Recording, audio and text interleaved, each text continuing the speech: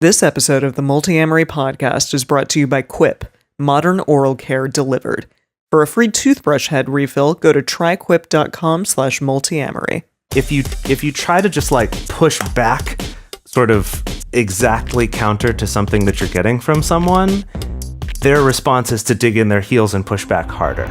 If you're happy with the same old ways of dating, if you enjoy sucking at communication, and you have no desire to improve your romantic life, then our podcast might not be for you. But if you want some out-of-the-box ideas to deepen your current relationships, broaden your sexual horizons, develop a better understanding of yourself, or learn more about non-monogamy, then you've come to the right place. I'm Jase. I'm Emily. And I'm Dedeker. And this is the Multiamory podcast.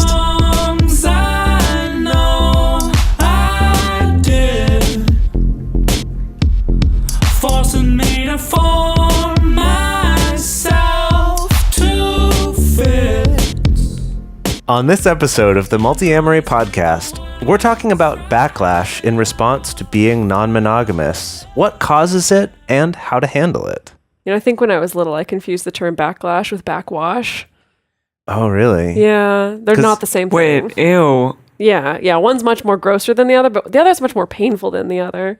They're both bad things. Because in planning this episode and seeing Backlash, I kept thinking about Backdraft, the movie. Oh, yeah, that's a good one. Or Yeah. also Whiplash. What is that movie? It's about fire. Yeah, it's great. Okay. Anyway, Backlash. Okay, here's the thing, is that we are living at a time where I think, personally, that non-traditional relationships are more visible than they ever have been before. We're tackling it on television shows, on news stories, on articles. Of course, there's, podcasts like us. There's a lot of people creating content. People are writing about the subject at length. But all those things aside, it still tends to make people really uncomfortable. Usually the idea of anything outside non-monogamy, whether it is non-monogamy or polyamory or swinging or open relationships or anything under that umbrella. And the lack of understanding can be really hard for anyone who's trying to conduct a functioning non-monogamous relationship, for anyone who's just come out about that, or anyone who's already part of a marginalized group, such as people who are disabled, LGBTQ, or people of color. Yeah. So we're going to today talk about backlash, like kind of on a smaller scale. We have already gone over more like serious legal concerns, legal ramifications from coming out as polyamorous, things like losing a child from child custody or just being fired from a job, stuff like that. So more info on those things, you should check out episode 167 for like the legal kind of side of those things. Episode 167 is a good place to look.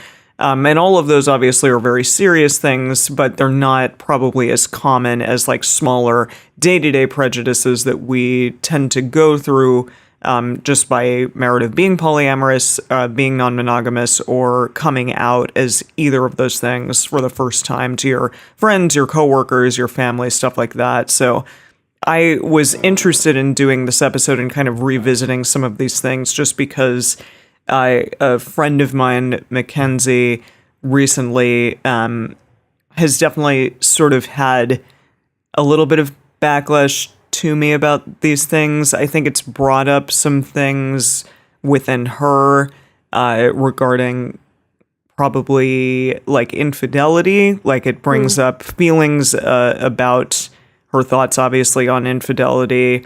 Maybe even her thoughts on bisexuality or LGBTQ issues, stuff like that. And just kind of by merit of like being around the three of us, which she's been in some situations with the three of us, I think it's caused like those feelings to come up, and it is unfortunately sort of manifested in some backlash, some difficult things that have kind of stressed our current relationship and so in our friendship. And I think that's just something that I wanted to take a look at, like why that happens, because it definitely feels as though it's a prevalent thing that those of us in any like different community deal with.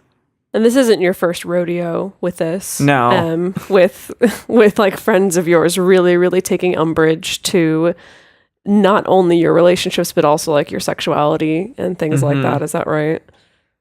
Yeah, definitely, especially when I was first coming out. I've talked about this probably at length on the podcast, but when Jase and I were first opening up and first coming out, like being in relationships with women as well, all of those things sort of caused one of my very good friends, Tina, to have like very visceral responses to it. And she was getting married at the time. And I think, again, like the idea of loving more than one person or having a meaningful relationship with more than one person just caused a lot of like things to go off in her brain and a lot of triggers, perhaps. I don't really know. But yeah, all of those things kind of happened. So I don't know. Have you two experienced similar things? Oh yeah, recently? definitely. I mean, obviously I know about some of them, but recently, even as stuff come up like with friends or family. I think that it's something that, you know, can look different in different situations. I know for me, it more often comes up in more of a subtle way rather than like what you're dealing with right now, Emily, where you have a friend who's like very clearly reacting to this and struggling with it and kind of taking some of that out on you or expecting you to do the emotional labor of, you know, dealing with her anxiety around your lifestyle choices. Sure. But I think for me, it's come up more in subtle ways of realizing that there's kind of perhaps some underlying fear or insecurity or something that will come up from friends of mine who maybe feel like I might be some kind of threat to their way of being or some sort of threat to their relationships, even if that's not the way I'm viewing it and that's not actually the reality of the situation, that it's a little bit more of like a subtle underlying thing. At least right now. Obviously, when I first was coming out, there were some bigger reactions from people of just more of that, like maybe people feeling like they're not as comfortable being around me or talking about relationships with me, almost like assuming that any conversation with me is going to lead to me trying to like destroy their relationships or trying to change the way that they do things. Interesting. Yeah. I guess recently for me, I mean, it's so hard because it's kind of hard to piece out like what is kind of like the stuff that you've just gotten used to after a certain point versus what actually stands out. I guess what stands out is like recently, a few months ago, like a friend of my mother's, when I started talking about like the work that I do and about the podcast, like really didn't have necessarily like, not like a violent or like aggressive reaction, but definitely like kind of a negative, surprised, shocked, baffled reaction. Which was strange because this person I also learned was like a huge burner and was like also had been in like some kink relationships in the past. And it's like usually the combination of those two things means like talking about non-monogamy. It's all cool. Right, exactly. Like it's all cool. But I don't know. I feel like I'm seeing more and more often it's starting to be a little bit of a generational thing to a certain extent. Like I think because, you know, he's my parents' generation and I think he's, I don't know, still very much hanging on to the same thing of kind of like, oh, like, you know, kind of the assumptions of like, no, that never works, that never works, that never works. I don't care if you've identified this way for 10 years, it never works, it never works, it never works, you know. So I think that's kind of been my most recent experience with that. Yeah.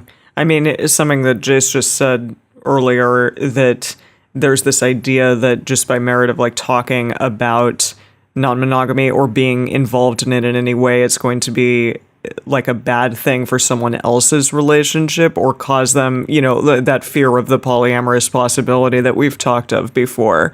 And that kind of underlying fear sometimes is there regardless of, you know, obviously whether or not you're trying to date someone or whatever, or, you know, you're not necessarily like infringing upon their relationship in any way, but that idea that it could happen is something that is so scary to people. And I think we'll get a little bit more into that later.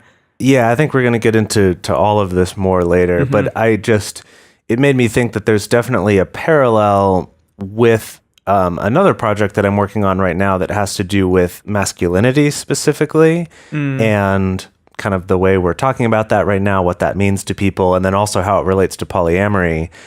But in a lot of like the news articles that are critical of like college courses now that are on masculinity and things like that, or that are examining it. This idea that like, oh, you're trying to destroy masculinity by examining it. And I think there is a certain, when people have very deeply identified with something in their life, whether that's monogamy, which we're all kind of taught that that's something you should really identify with, especially if you're like a romantic type of person, that like monogamy should be something that you hold very highly. Or, you know, masculinity can also be an example of that. Something that you're taught is like, this is a key part of your identity and you have to hold on to this, that even just looking at it too closely is threatening.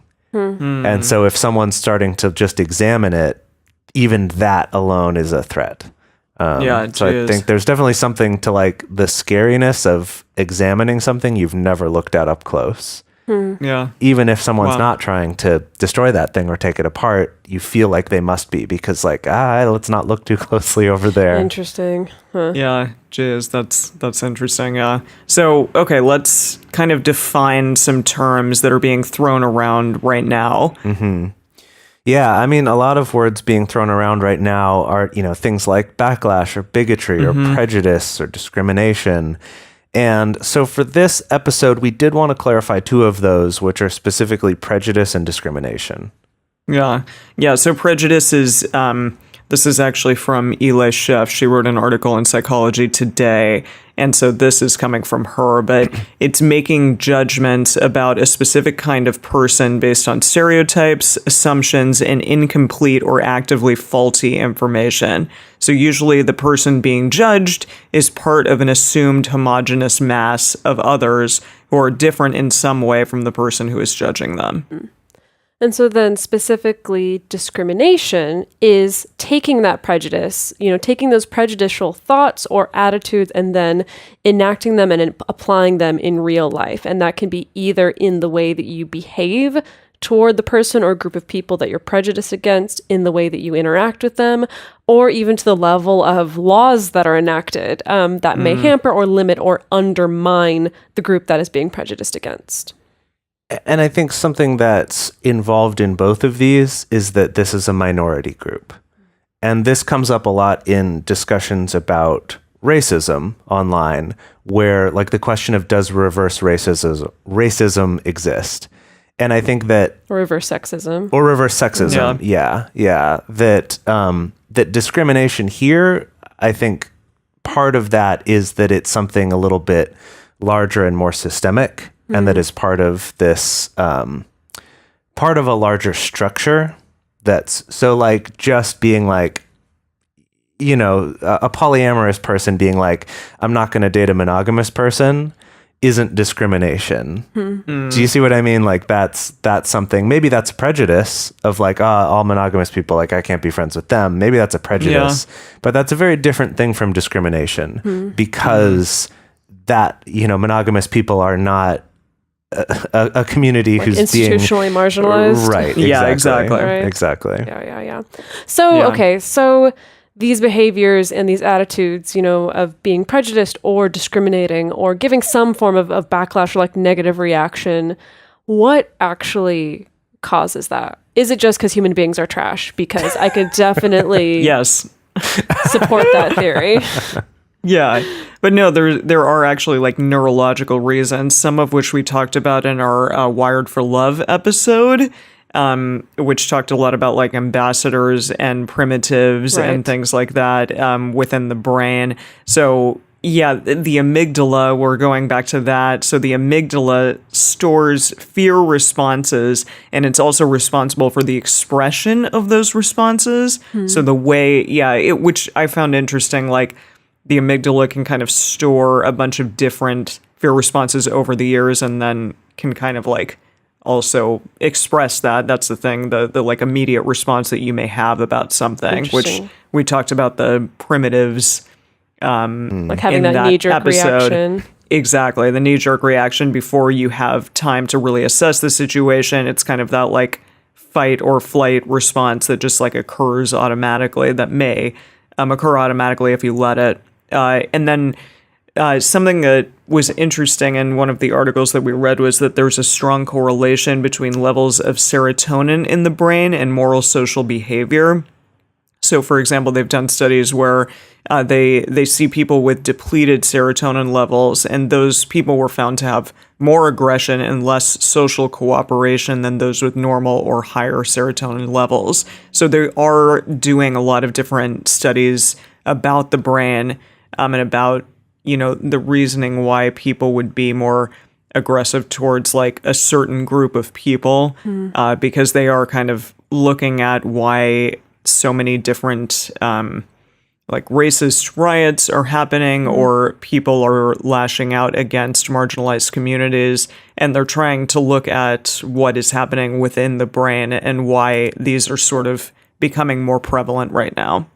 So the idea being that the amygdala, like, it hangs on to these different fear responses that may have been taught or may have been ingrained in you in some form or fashion, whether that's from like a past bad experience or something like that. And then if you have depleted serotonin levels, that if I'm interpreting this correctly, that leads you to not having having fewer inhibitions as far as being aggressive and kind of essentially not socially cooperating. Is that right? I think perhaps, yeah, they don't necessarily like say that both of those things are obviously going to produce a specific response, but just that their studies over time have shown X, Y, and Z, that like depleted serotonin levels also can mean this, mean that one might be more aggressive or more, whatever towards another person, or another group of people. Okay. So again, perhaps we can sort of see from that if a person has like a PTSD response in the amygdala, or if they've, for instance, been cheated on in the past, that their fear response may be to a polyamorous person or a non-monogamous person. Oh shit, that means that in some way is going to happen again to me. And so therefore I'm going to have a bad response to them, for example. Right. So I think it makes sense because, like, I think we've seen, like, when this fear response kicks in from people, for instance, with the whole quote unquote, like, gay panic thing. Yeah. The idea, that it's okay for me to lash out in a panic if I see someone's homosexual behavior, or if I think that someone's homosexual behavior is going to, is going to affect me in some way.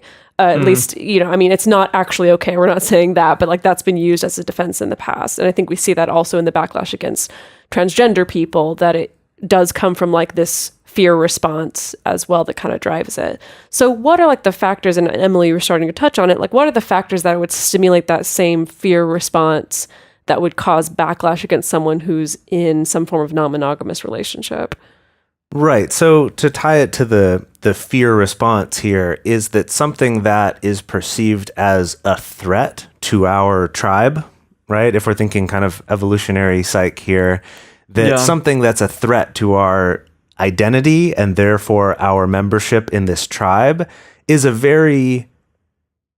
feels like a very real threat, even if it's not. And especially this is something that's very different in our modern world than it would have been, back living in a tribe.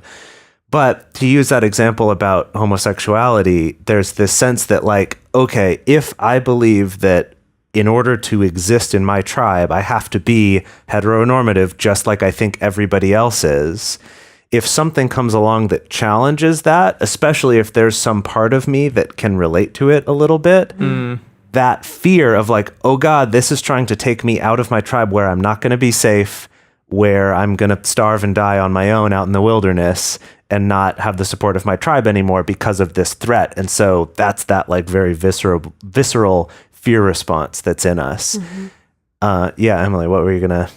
Yeah, just essentially with this friend, I told her that I was attracted to her, that I found her to be sexually attractive, and not really, obviously, with like anything in mind of me saying that was going to lead to anything. I think I just did it because I, wanted to give her a compliment or something. I don't even know, but that has definitely caused a lot of questioning and a lot of maybe not anger, but definitely like a very specific response within her that is, I think, potentially that fear of just being different or people going to be perceiving me, as gay or as homosexual or as bisexual or something because Emily found me to be attractive. And I don't know. And that's been really hard to deal with because I didn't think that it needed to be that big of a deal, but then all of a sudden it did become this big frickin' deal that I said that. Right. So in the same way that our sexuality and that identity can become so ingrained as like, this is what allows me to be part of society and part of my tribe. And if I let go of that identity or I challenge that identity, I could be kicked out and abandoned and die.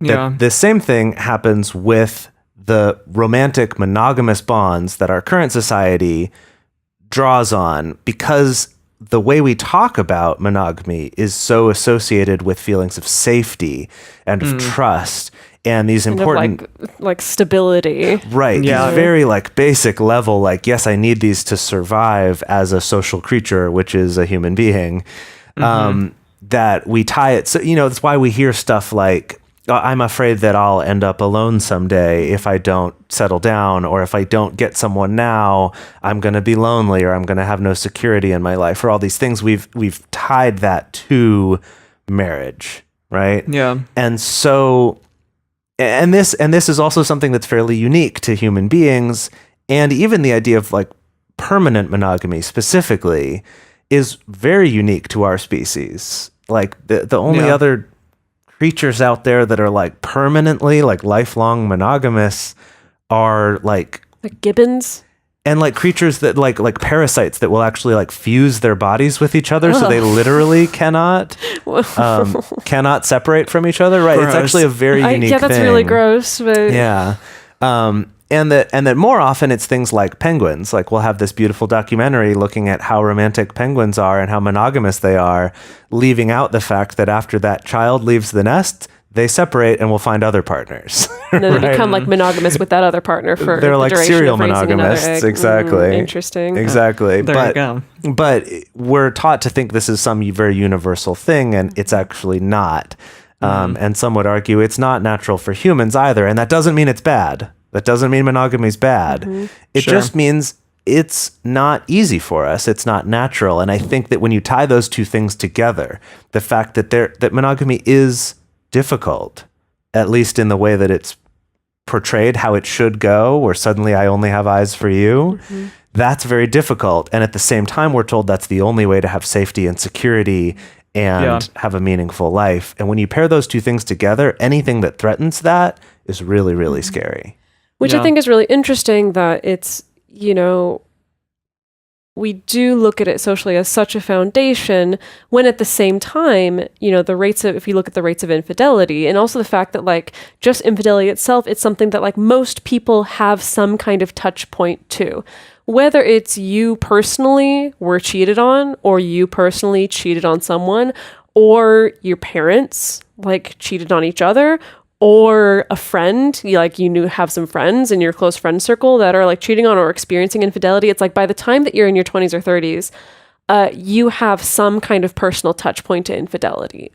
Or a few. Yeah, usually most probably likely a several. few. And so that's really interesting that, of course, that rather than that highlighting to us how common at least the desire for non-monogamy is with some people, but that means that there's a touch point. That means that there's the potential for there to be that visceral fear response in a person, because usually that's the thing is like when we have a touch point to infidelity, generally that's a very painful thing. It's like either we experience that pain personally, or we saw our parents experience that pain personally, or we see a friend experience that pain personally. And that's also on both sides, even for the person who is cheating, like usually ends up experiencing a lot of pain as well. Absolutely.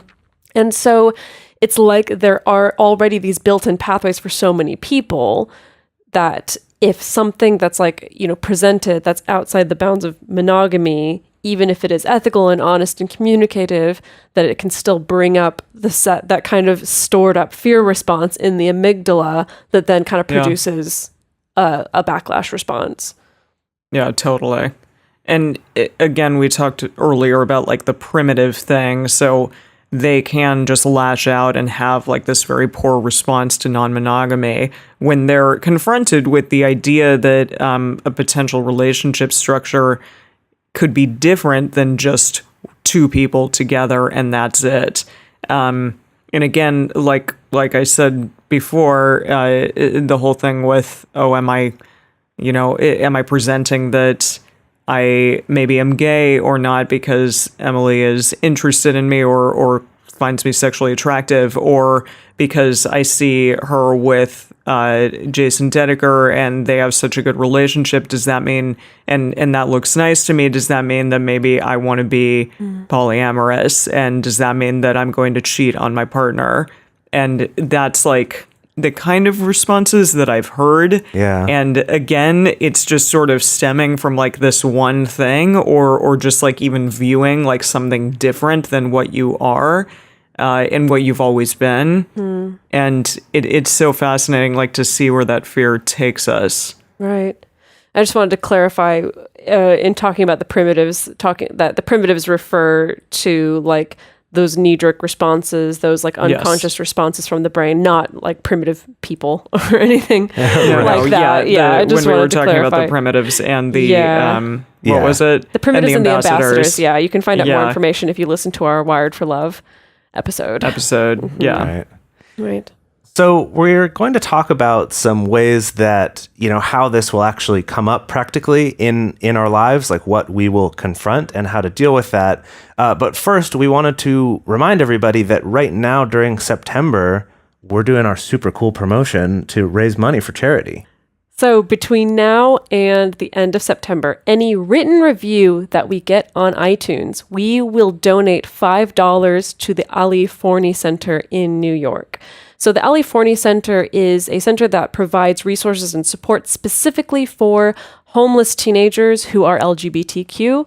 A lot of teenagers, when they come out to their parents, if they're living in a non-supportive family environment, often it can lead to all kinds of negative effects, not just having like a bad home life, but also to the extreme of being kicked out and literally having no place to go. So that's why, a lot of teenagers who are LGBT, like unfortunately can end up on the street with no one to turn to, with no one to take care of them and no resources. And so the Ali Forney Center is in New York. They provide not only shelters specifically for LGBTQ youth, but also resources for helping them get jobs, helping them get back on their feet, and helping them to be able to take care of themselves in, an environment where maybe they don't have a family to turn to. So again, we're going to donate $5 for every single written review that we get between now and the end of September. So again, go to iTunes.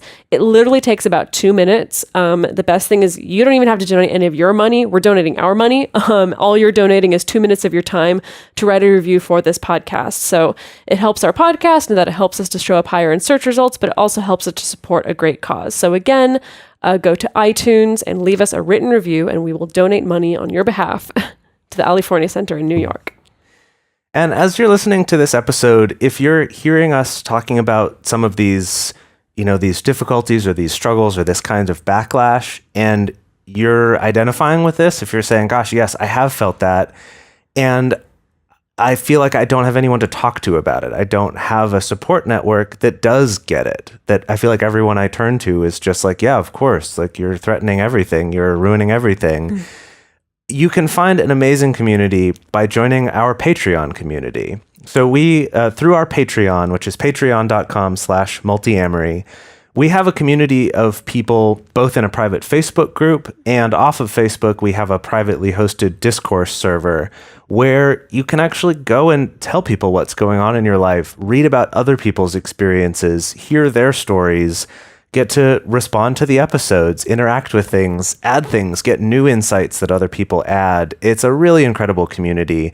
And that's for at the $5 a month and up level on our Patreon, or for $7, we have ad-free episodes that come out a day early. At $9, we have a monthly video discussion group if you want more like one-on-one real-time interaction to work through things that are going on in your life, or just to get to talk to people and say, oh my gosh, this amazing thing happened in my life that I can't share with anyone else. Really check those out. Again, that's at patreon.com/multiamory.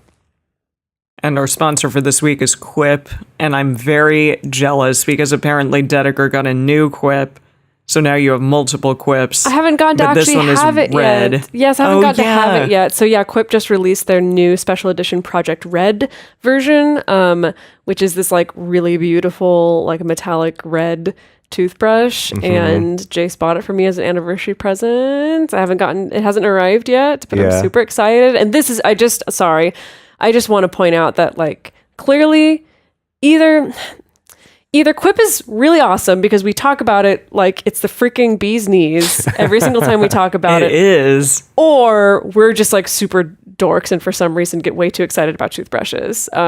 Maybe a little Now each. of multiple toothbrushes. Yes, I'll leave it up to you to decide. Anyway, sorry, Emily, please continue. No, I mean, it's awesome. Basically, if you want to get in on one of these awesome toothbrushes, because you should, because they're so cool, you can help us out by going to tryquip.com/multiamory.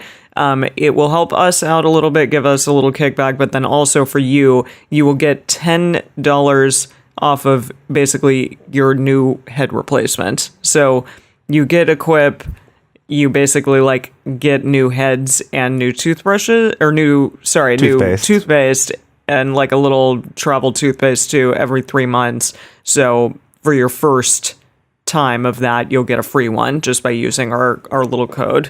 So tryquip.com/multiamory, get your Quip today and get your free refill because of us.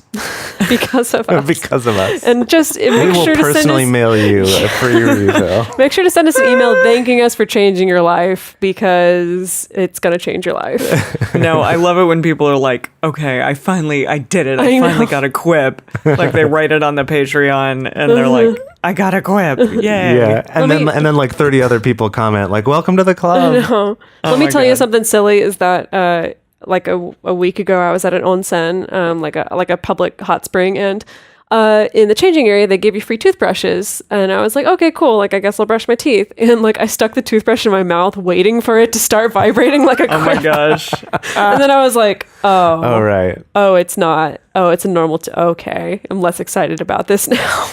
That's like how used to the Quip I am at this point. That's great. Okay. Yeah, it's very sleek and sexy, and I'm about to travel next week to Maine and New York, and I'm very excited to bring it. Yeah. It's so fun and easy. Excellent. Okay. All right. So let's get back into talking about some ways that, like, what are the ways that this sort of prejudice shows up kind of in our daily lives? If you're someone who is non-monogamous or polyamorous, or even just kind of considering it, or like we were talking about earlier, even just questioning or examining the assumptions of how relationships go. So the first one that comes up is this automatic assumption that if you are in a non-monogamous relationship, it means you're obsessed with sex. And that part of it that goes along with this is also the assumption that being obsessed with sex is bad. Right? Because we do still live in a pretty puritanical society, and we have a weird relationship to sex in our society. But it's just that, and the irony, of course, being that most of us realize that a lot of our serial monogamous friends, or just our casual dating friends, are having way more sex So much more sex, good lord. than people who are polyamorous, who are actually building multiple relationships and using our energy for that. Anyway, the second one is then the assumption that polyamory is just a way to relabel cheating, right? And that, okay, you're just coming up with some fancy justification for this shitty, awful thing that you're doing, right? Which then leads back to what we were talking about earlier about people's triggers or things that, activate them about past trauma that they've experienced related to infidelity, and that they kind of associate those things, just being like, oh, you're just trying to say that cheating's okay, but look at all this bad stuff that happened in my life because of it. Right. Yeah. And even though there are a lot more news stories out there, a lot more articles being written about polyamory and non-monogamy, I think that they still have a lot of misinformation in them. And I still find articles out there, like there was this one article from this feminist blogger talking about the trouble with polyamory. And basically it was just like a bunch of different men that were pretty much just cheating on their partners, and calling it polyamory. But it was sort of like conflating, like, well, men are socialized to want a bunch of different partners, so it makes sense that they're just going to be doing this. And it was a really sad article. I was like, this is not cool. And then also the why polyamory isn't for everyone. I think we've talked about that before. Right, that frickin' video. God. Yeah, that video. It's just like, okay. It's just full of these ridiculous assumptions about what polyamory is. Right, like the No, assumption totally. that like if you're polyamorous, like you're gonna be listening to your partner have sex with someone else in the other room and they're not gonna let you join, or And that if your suck. partner is polyamorous, they're gonna instantly have no regard for your well-being or how Yeah. you're doing and just ignore you because they're having so much fun with everybody else. Right. Just Yeah, all exactly. just absurd things, and then it gets millions of views on YouTube. Yeah. well, that's why we have a podcast. Yeah. Well, we need millions, but yeah. Well, so I think it is so interesting, and it's like it's gotten to the point where it's like anytime someone sends me a news article or my news feed like feeds me up an Yeah, article yeah. that has to do with non-monogamy or polyamory, like my stomach drops. It used to be like 6 or 7 years ago, it used to be like, oh, it's so exciting. People are talking about it. I want to read it. Oh, it's so great. And now I'm just like, ugh. Like, how is this article going to piss me off this time? Right. Like, What terrible things are they going to say? what terrible things are they going to say? Usually unintentionally, though. Usually it's like the intention is like, we want to explore this, but then the result is just like, usually it's like misrepresented. Like they find only like, the super white Triad of male, female, exactly of female. a dude and 2 bisexual women.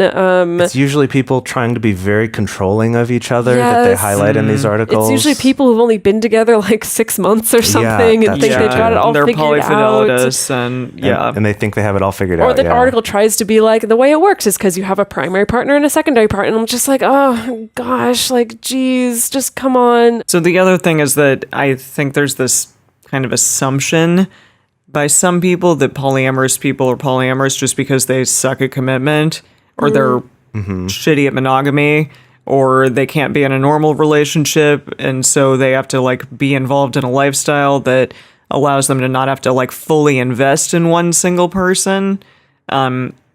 Because we've all heard that, just people saying, oh, well, okay, you actually just don't want to be committed to anyone. Like you actually just aren't ready for that yet. Like I understand. So you're just kind of sleeping around or doing whatever while, you're figuring yourself out or something.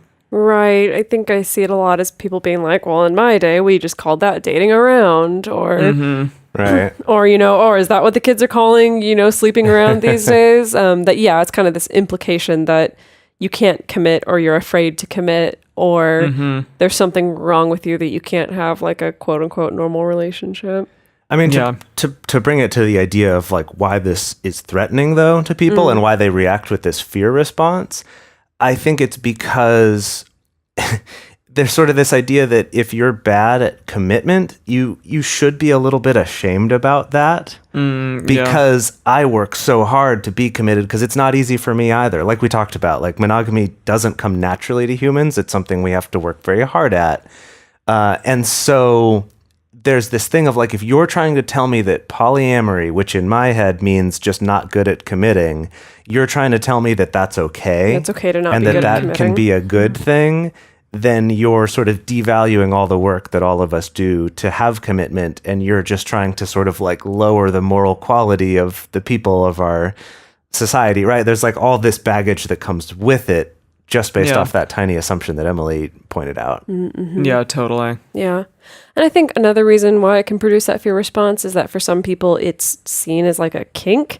And again, as we said, like we're in such a puritanical Scary, society. scary. Exactly. That like Yeah. any kinky anything is like really threatening and uncomfortable for people. The idea that like even kink itself can be super disruptive to the way that we conduct our society, or that it can be destructive to the way that we conduct traditional romantic relationships or the way that we create families.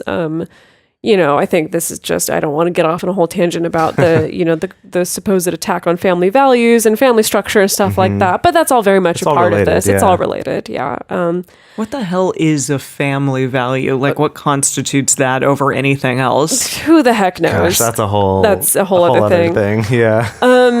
So, and this may also compound and be magnified by other prejudices that already exist about one's identity. So for instance, like assuming that, your relationship format is somehow like inherently related to or caused by, for instance, your race. And I know like maybe you hear that and you're like, that's ridiculous. But it's like we've talked about this before, I think with Eli Sheff, that if you already have this prejudice, for instance, that like Latinas are fiery and like ravenous in bed, then in your brain it's like, oh, then it totally makes sense that she would want to have multiple partners because it fits with already these preconceived notions that I have about her racial identity. Same thing with your sexuality of like, oh, well, you're homosexual, you're gay, and like I know that also you're sex crazed because of that. Exactly, you're sex crazed because of that, and I know that gays just love being in thruples or whatever, like weirdo. I know it sounds Please don't weird. ever say that word. I know. I'm sorry. I know it sounds weird, but I'm literally just repeating things that I've heard from other people. Or if it's something like, you're gender fluid or you're non-binary or you're transgender and, you're some kind of deviant already. So it makes sense that you'd want to be deviant in this way also. So that's kind of another thing that can just like compound and kind of even multiply the fear response as well. And then, of course, last but not least, as we said, this also manifests ultimately as much more serious consequences, like we said, like loss of child custody or losing your job or sadly experiencing some kind of severance of family and friend connections as well. Yeah. So let's get into some hopeful things, right? So there's hopeful Thank things. goodness. So what can people who are in non-traditional relationships do to try to minimize the amount of backlash that they'll experience or to help protect themselves against it? Good question. Yeah. So first, like some things to be aware of is that some of these things can seem very small, right? Like these little comments or just little things you have to justify over and over. They can seem small, but they do add up, right? As does this constant feeling of kind of what things can I tell to whom? Right? Yeah. This constant thing. And it's a low level, but it does actually add up over time and create a certain amount of mental effort you're having to do. And then also you might have some things like friends and family who checked up on you in previous relationships, like kind of like, oh, good to see you. Like, how's your partner doing, right? How's your boyfriend doing? How's your girlfriend doing? Whatever. Now suddenly they might not ask you those questions anymore because they don't know how to ask or they feel or weird how to about deal with it. Yeah. Or feel like, oh, now your relationships are just sort of a sex thing and that's not something that you can talk about in polite company. So, right. So again, these sort of low level things that can be there. So how can we address these? How can we try to make things better? Yeah, I mean, we talked about this a little bit in our How to Survive in a Monogamous World episode. Goodness, that was eons ago. That was our first tour. San Diego show first tour. Wow. Yeah. Yes, how time has flown. I know, so it's time for us to revisit it, do a little refresher here. Indeed, yeah. And we talk about this a lot too. Just like find your tribe, really build your own community of people, just with whom you don't really need to omit those parts of your life, because as we've said before, it's so nice going into a party, for example, with multiple partners or seeing ex-partners or seeing metamors or whatever and being like, wow, okay, I'm a part of this community and how lovely is that? And I don't have to act as though I don't know these people or they don't exist or something, I'm not cool with that person because I used to date them and it ended horribly and I never want to see them again. Something like that. Instead, it's really nice to find the people who are your chosen family members. And also try to come out, as we've said before, if it is comfortable, if it is safe for you. But think about it, because there are some family members potentially who may really never understand your lifestyle. If you have a 85-year-old grandfather who is, very religious and maybe it's not going to be fair or good to come out to him, or, kind to him, kind to yourself, then maybe don't do that. Maybe think about that before going there. But if you do have family members who are really important to you, who you think will understand, who it is safe to come out to them, then talk to them about it. Show them that it's not like just a phase in your life, and that you are happy in this chosen lifestyle and what you're choosing to do at this point. And realize it might take them a while to get there. Oh, yeah. But, the sooner you start that process, hopefully the sooner they'll get there. Right. Absolutely. So another survival tactic, or, a preventative measure, I think I'm going to go out on a limb here and actually say that this is optional, because I think this depends I think they're all on... optional. Well, everything's optional in that case. But I just you want don't have to listen to this podcast. Yeah, gosh, you can switch us off right now. We don't care. Jeez. She said it's optional. I'm turning it off. Please don't.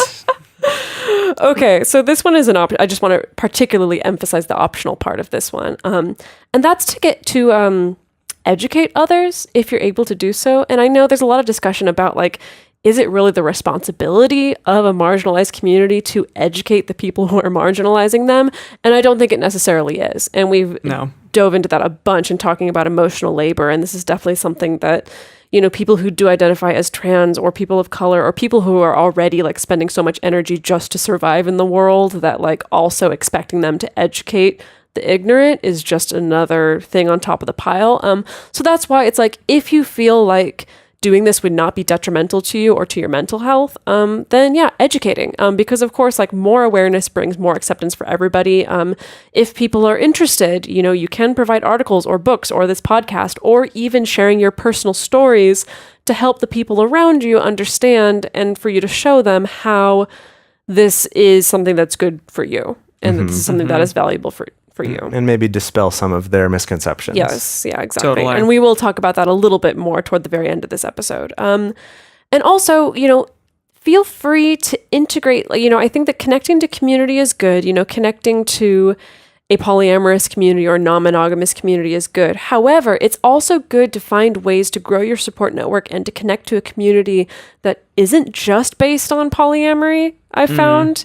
If you can find friends of yours who are comfortable with you and who are kind to you about what your relationships are. Or if you're able to find some other community that's based on something else, like if you're able to find your D&D community or your rock climbing community or your salsa dancing community that also happens to be a place where you feel like you can be open about who you are and not have to hide it. That's also fantastic, because it is really good to be able to meld the quote unquote normal world with your very not normal seeming world. Sorry, I really want to emphasize putting normal in quotes because it's all relative. Yeah, absolutely. Totally. But I just think it is really important to be able to build your support network out that way. Yeah. So I think, those are some of the preventative measures that you can take. And we also wanted to talk about specifically, like, if you're in the face of a negative reaction, like it's happening to you in the moment, or you're anticipating, like, I know when I talk to my dad about this, like that this is going to be a bit of a tough conversation. Or if I talk to my ex-partner about this, this is maybe a difficult conversation. We have some tactics that you can employ actually, like, in the moment, or as you prepare for that moment, that can help you get through it with some ease and some grace. Yeah. So first is to take some time before you're in that situation to write down the questions and the assumptions that you think you'll come up against. And, this episode is a good resource for those. Also, like our episode about some of the most common questions. That's a good one. There's lots of articles. I wrote an article on bustle that was specifically, it came out around Thanksgiving time, and it was specifically about handling questions from your family about being non-monogamous and how to answer them. Yeah. So, and this list, could be different depending on the person or your relationship to that person, but to kind of get a sense beforehand of, like, what are the things that I think they might ask, right? And then to think a little bit and maybe even write out how you'd like to answer them, or what sort of resources you think it would be helpful to provide. I think especially if you're kind of newer to non-monogamy or polyamory yourself, it can be really helpful to have other resources. either just to reference or even to give to people. I really recommend Dr. Eli Sheff's book, When Someone You Love is Polyamorous, both as a great way to give for you to get information to give to other people, or to even give them that book if it's someone who's willing to read a pretty short book dispelling some of those myths. But to be able to give like a succinct answer, and to try to not, avoid getting caught off guard by something. So then you don't have that moment. Like I know I've had so many times in my life in general where someone asks you something and like you don't have a good comeback and they're like, see? And then the next day you're like, but this, like, but no, I have a perfect response. No, that doesn't make sense. They thought they got me, but they didn't. Like I was just too slow, right? So to kind of help avoid those situations. Too slow again, Jase. Yeah, You're right? slow, B. I just want to put it out there, and I don't want this to turn into a challenge, but honestly, I feel like I have not received a question that I haven't heard before about non-monogamy in at least 5 years. I think I've had that conversation so many times in my life, not just in my personal life, but also like through my work and through my job and through interviews and stuff like that, that I'm kind of like, I'm waiting for someone to ask me a new question. I'm excited. I'm waiting for, I don't know about a gotcha, but more of a like, oh, okay, that's a new angle I hadn't thought about answering. Yeah. Like I'm ready, because it's like everyone hits all the same questions. So Well, I don't want this to sound like a brag, but I just... Okay, your humble brag aside. Okay.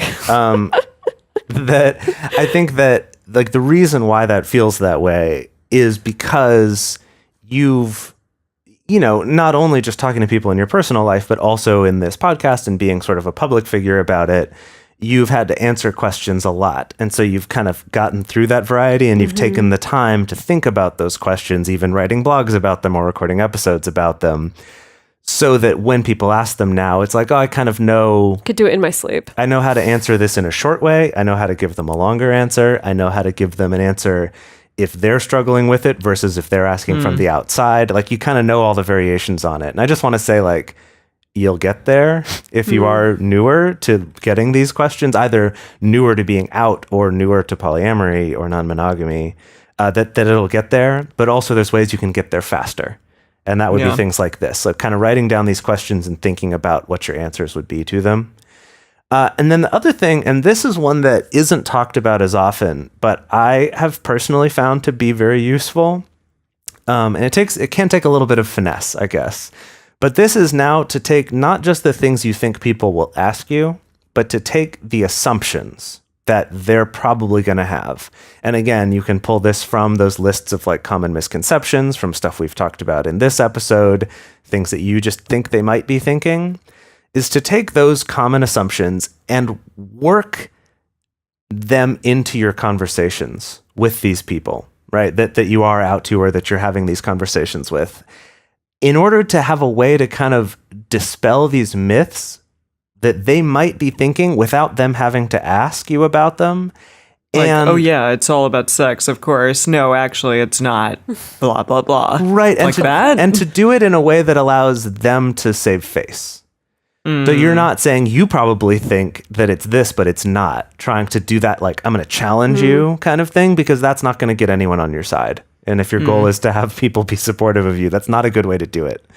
But if it's more like in the conversation, could be like, oh man, I was listening to this podcast recently and they were talking about like how common this absurd belief is that there's like a sex addiction that's part of this, or that we're always going after people's relationships and trying to break them up so that we can sleep with everyone. And like, that's so ridiculous, right? Like, that's totally not that. It's very much this other thing, right? To kind of like, obviously try to do it in a way that's organic and not just out of the blue, but to kind of... That's where the finesse comes in that you were referencing. The finesse, yeah. Is to kind of bring up some of these things to dispel those myths without them having to like walk into that wall and be embarrassed about the fact that they had this misconception. So you mentioned allowing the other person to save face. And I think that's really interesting, because it's like what I see, like online at least, is that it's like no one's embarrassed about having assumptions. Like, is that like someone's assuming like, oh, you're a sex addict. And if the other person's like, well, no, actually, people make that assumption a lot, but actually it's not the case, that the other person's not like, oh, I'm so embarrassed that you corrected me. It's more like, I don't give a hoot.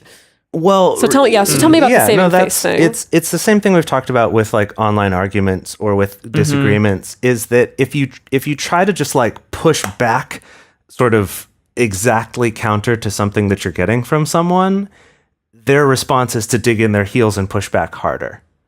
Right? It's that like that's not going to get you anywhere. That's not going to get the two of you to agree. If anything, it's going to push you further apart. We've seen it in politics. We see it in personal lives. We see it on Facebook every day.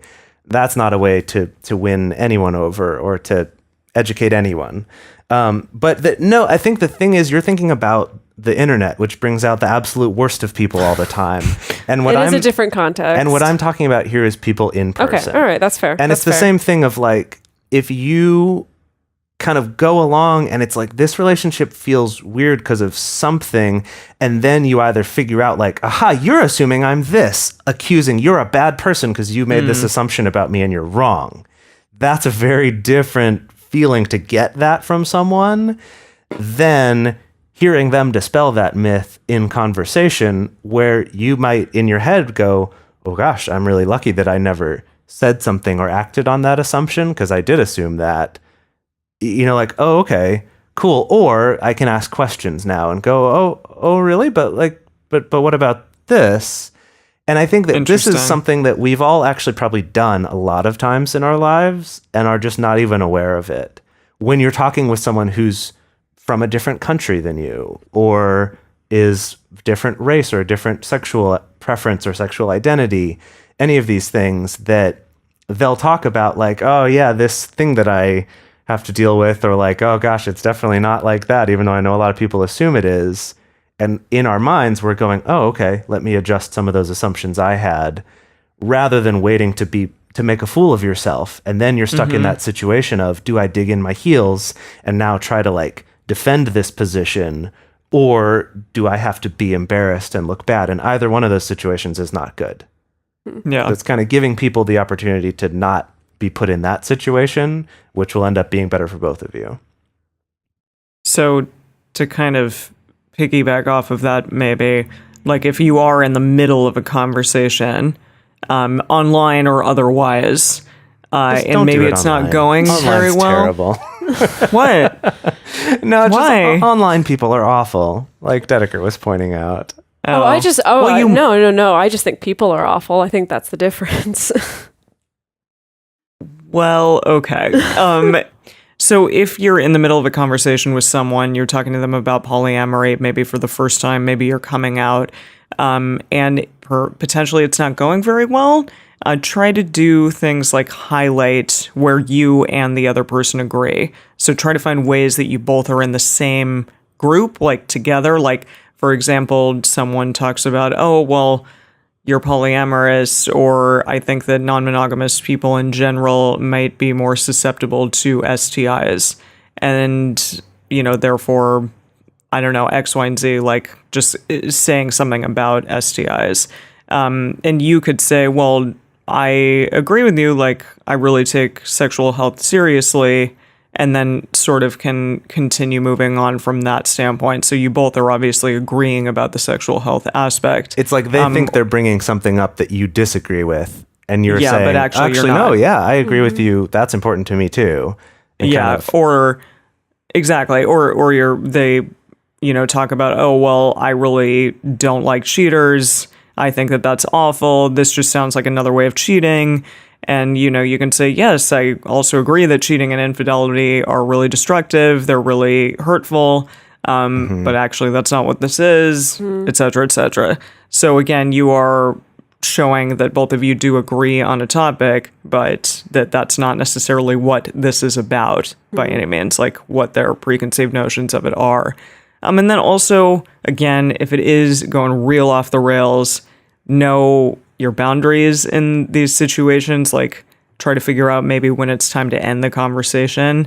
If there's insults being thrown at one another, if there are raised voices. Again, if you're online and there's been like 5 responses, I forget, what is this 5 response thing? Yeah, we talked about this on our online argument episode. That's like, there was actually a study done that if you're having an online debate and there's been more than, like, so let's say you're debating with someone and it's been more than 5 replies and neither of you are changing your position or like no one's giving anyone any ground or no one's changed their mind, then like the debate's not going to go anywhere. And so it's like, sense. if it's been more than 5 replies, then it's time to Just end leave. it. Just be and done. I think you can kind of apply that to real life a little bit also, that if you're finding that like you're talking in circles and that like this person's kind of giving the same argument back to you, and I don't know if you even want to try to count literally, I don't know if the same number system 5 would apply. times. Yeah, that like you can reach a certain point where it's clear like, okay, this isn't going anywhere, and so it's time to end the conversation. So again, like we talked about way back in that, online arguments episode, once you've gotten to that point where it's clear, like, okay, this isn't going anywhere. Maybe it is the 5 replies thing. Maybe it's like, okay, this person has like now like leveled a personal insult at me and I have a boundary against that. I'm not going to continue this conversation. The best way to get out of it is like, see if you can identify what the core disagreement is and then state it non-violently, very carefully state it, and then stop and then extract yourself somehow. So it could sound something like this. You could, like, once you realize, okay, this isn't going anywhere, it's time to end this conversation. It could be, so it seems like your perspective is that monogamy is something that's required for a relationship to be healthy. My perspective is that, honesty and communication is what's required for a relationship to be healthy. So I think we value different things in relationships. And then leave it at that. And however you want to end that conversation, whether it's, okay, like, so, like, let's not talk about this, or let's just stop talking about this. Or if you're stuck with them and then it's like, okay, let's just go get ice cream and talk about something else, or something like that. It could be something like, okay, so it seems like you're concerned that my heart's going to get broken and that my partners are going to hurt me. And I feel like I'm in relationships where I'm safe and loved. And I think that we just see things differently. And I know that leaving these conversations isn't always so like nice and neat in that way. Like it's not like online where you just log off. Where you just log off or block them or whatever you want to do. You know, it's not like if you're like, okay, I think we see things differently, so let's end things there. That the other person is definitely going to be like, okay, sure, cool. Maybe they will. I don't know. But just I think the important takeaway is just that like take care of yourself. And like it is okay to leave an argument if it's starting to become detrimental to you, or it is okay to leave a conversation like this if it's becoming detrimental to you. Just make sure to maintain your boundaries and take care of yourself. And then along those same lines, it's also important to know when to not even start this conversation. Like, again, like value yourself, prioritize yourself, save your energy, save your emotional labor. It may mean like, I am just not having a good day today. I cannot tackle this conversation with this person now. It doesn't mean necessarily that you'll never talk to them about it, but maybe it's going to be at another time when you actually feel like you have the energy or the emotional labor, to give to it. I think we see this a lot online where someone says something really absurd that we disagree with, but if we know that it's like, oh, well, this comes from my historically super conservative uncle who's like also really transphobic and homophobic, and knowing like, you know what, maybe someday I'll have a talk with him about this, but like right now I'm trying to get some stuff done and and this is also gonna be upsetting to me and I can't do it right now. So like it is okay to pick and choose your battles to a certain extent. Just making sure that like you are taking care of yourself, you're prioritizing your mental health and your energy. Yeah. So we would love to hear from you. Like, do you have any techniques that you found that have been really effective for making these interactions go better, or better ways of taking care of yourself, anything like that? We would love to hear your take on this. How's this been for you? What's it been like? The best place to share your thoughts with other listeners is on this episode's discussion thread in our private Facebook or Discourse forums. You can get access to these groups and join our exclusive community by going to patreon.com/multiamory. In addition, you can share with us publicly on Twitter, Facebook, or Instagram. You can email us at info@multiamory.com. Leave us a voicemail at 678-MULTI05. Or you can leave us a voice message on Facebook. Multiamory is created and produced by Jase, Lindgren, Dedeker, Winston, and me, Emily Matlack. Our episodes are edited by Mauricio. Our social media wizard is Will McMillan. Our theme song is Forms I Know I Did by Josh and Anand from the Fractal Cave EP. The full transcript is available on this episode's page on multiamory.com. I'm Tina Horn, author of Love Not Given Lightly and host of the Wire People Into That podcast. And you're listening to a Swing Set podcast at swingset.fm.